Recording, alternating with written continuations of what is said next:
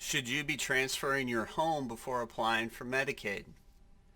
Hello, my name is Tim McCurdy, and I am an elder law attorney practicing in St. Louis, Missouri. As an elder law attorney, we're often helping clients navigate the complex world of Medicaid to help their loved ones get the nursing home care that they need. For many people, one of their most valuable assets is their home. Unfortunately, Medicaid has rules in place that can enable someone to establish eligibility while still keeping their home. Medicaid is called a needs-based program. That means that to be eligible, you must have assets that are below the asset limit.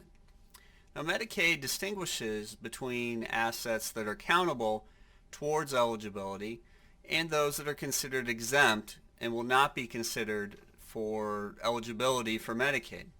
So when you're talking about establishing financial eligibility for Medicaid, you're talking about lowering countable assets below the asset limit. For many people, one of their most valuable assets is their home. Fortunately, Medicaid considers your primary residence to be an exempt resource.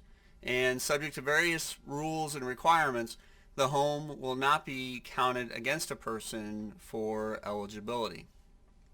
Although you may be able to establish eligibility for Medicaid without transferring the home, you have to be thinking about estate recovery.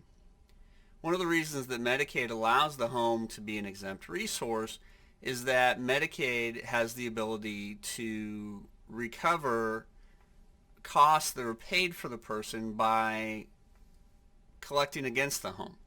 This can be in the form of a lien on the home, or when the person who passes away has ownership of the home when they pass, Medicaid can pursue a claim in probate to collect the amount of benefits that are paid for that person.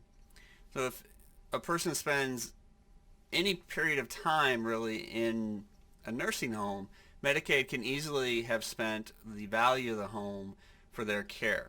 So this can mean that although the person is able to keep the home while they're receiving care, they may not be able to pass it on to their loved ones when they pass away because of estate recovery. With the concern of estate recovery, you may consider transferring the home before applying for Medicaid. Now, normally, if you have ownership of an asset and you transfer it without selling it, so for less than fair market value, if you've gifted it away, then Medicaid will impose a penalty on benefits that are paid for your nursing home care. But federal law makes a specific exception for transfers of the home. And they'll allow you to transfer that home under certain scenarios without incurring a penalty for Medicaid eligibility. And because you've transferred that home before you applied for Medicaid, you no longer have ownership of the home, and the home is no longer at risk for estate recovery. There are 4 categories of transfers that can be made of the home before applying for Medicaid that will not be considered transfers for less than fair market value. They will not be penalized. The first is the spouse. So you can essentially, for example, if both spouses own the home, you would be taking the name of the spouse who needs Medicaid off of the home when it's being transferred, and then before the person applies for Medicaid. The other would be if there is a blind or disabled child living in the home, or you can transfer the house to the blind or disabled child regardless of whether they live in the home. So under that scenario, though, you need to be careful to consider the nature of the child's disability. You always have to be thinking about, am I solving one problem but creating another?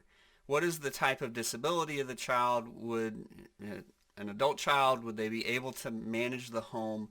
Also, are they on any form of government benefits that may be adversely impacted by owning a home? So you need to consider that before making a transfer. You can also transfer the home to a sibling, a brother or a sister, who has been living in the home for at least a year and also has an equity interest in the home. So regardless of the amount, they have some form of ownership stake in the home and they've lived in the home for at least a year. You can transfer that home to that person without them having to purchase it from you, and it will not be a penalized transfer. Finally, you can also transfer the home to what we call a caregiving child. Now, unfortunately, this doesn't mean any child who has provided care for their parents that you can automatically transfer their home. There are specific rules in place about the fact that the caregiving child must actually live in the home for 2+ years and provide a level of care that is sufficient that it kept the person from requiring nursing home care sooner.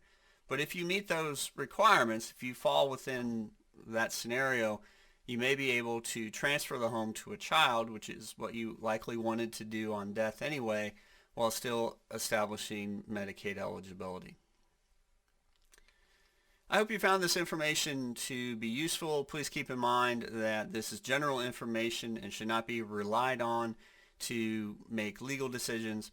If you have questions about transferring the home or Medicaid eligibility, or if there's anything that I can do to help, please feel free to contact me. Thank you.